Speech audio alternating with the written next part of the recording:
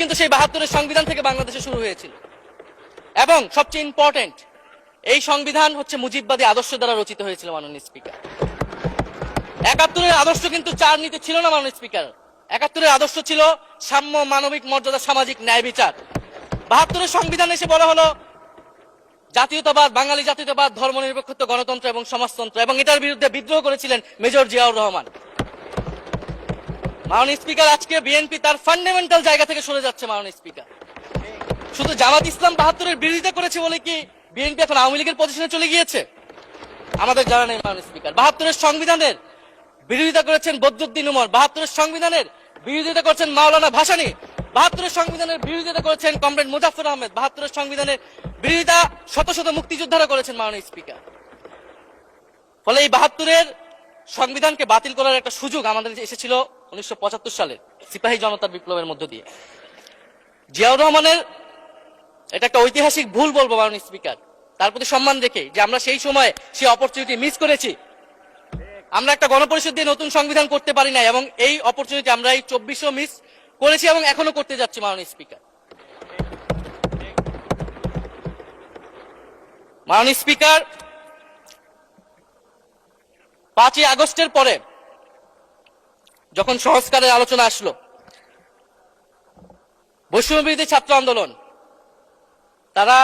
তাদের পক্ষ থেকে আমরা বলেছিলাম আমরা নতুন সংবিধান চাই বা সংবিধান পুনর্লিখন চাই।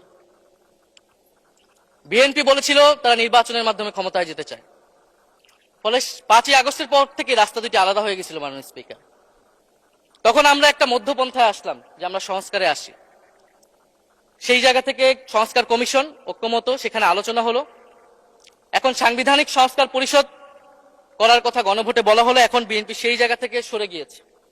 এখন বিএনপি যদি সেই জায়গা থেকে সরে যায়, আমাদেরকে পূর্বের জায়গায় ফেরত যেতে হবে। মাননীয় স্পিকার, সংবিধান পুনর্লেখনের দাবি আমাদেরকে জানাতে হবে, তারা যদি 72-এর পক্ষে এরকম অটল অবস্থানে থাকে।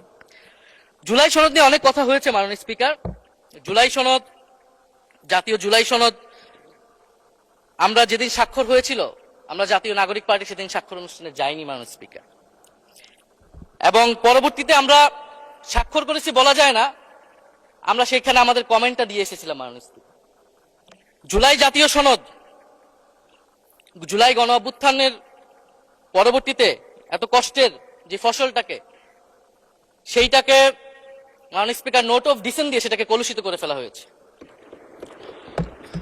যেদিন জুলাই জাতীয় সনদ স্বাক্ষর হয়, সেদিন জুলাই জাতীয় সনদের মেজর সংস্কারগুলোতেই পাশে একটা নোট লেখা হয়েছে যে কোন রাজনৈতিক দল বা জোট তাদের নির্বাচনী ইস্তিহার উল্লেখপূর্বক যদি জনগণের ম্যান্ডেট লাভ করে, তাহলে তারা সেই মতো ব্যবস্থা গ্রহণ করতে পারবে।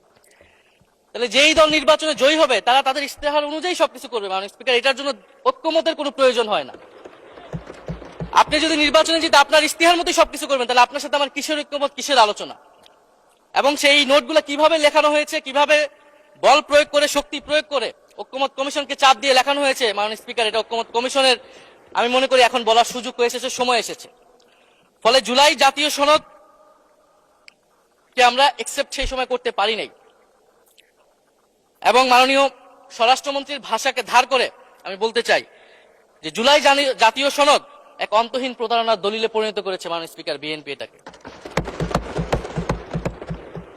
এবং 72-এর সংবিধানকে আওয়ামী লীগ দলীয় ইস্তেহারে পরিণত করেছিল, কলুষিত করেছিল, এবং জুলাই জাতীয় সনদকে বিএনপি কলুষিত করেছে, দলীয় ইস্তেহারে পরিণত করেছে। মাননীয় স্পিকার, আপনি বলছেন জুলাই জাতীয় সনদ, তারপরে আপনি দেখাচ্ছেন হচ্ছে আমার দলীয় ইস্তেহার, তাহলে এখানে তো কোনো ঐক্যমতের সুযোগ নাই। এরপরে আসলো গণভোট। গণভোটের আদেশ নিয়ে সমালোচনা আছে, এবং এই সমালোচনা আমরাও করেছি যে রাষ্ট্রপতি এই ধরনের অর্ডার দিতে পারে কিনা।